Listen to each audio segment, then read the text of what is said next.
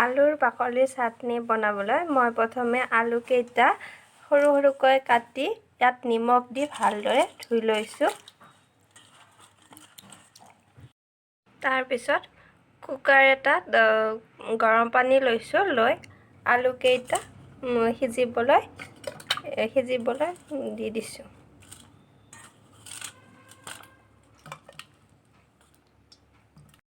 আলুখিনি বইল কৰি লোৱাৰ পিছত মই ইয়াত আলুৰ বাকলিখিনি ধুনীয়াকৈ এনেদৰে এৰাই দিছোঁ।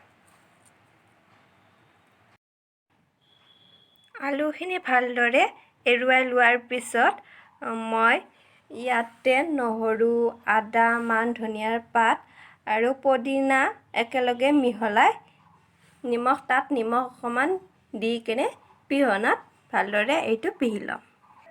গোটেইখিনি ভালদৰে বটি লোৱাৰ পিছত মই ইয়াতে অকণমান মিঠাতেল দি দিছোঁ আৰু এতিয়া আমাৰ খাব পৰা হৈ গৈছে।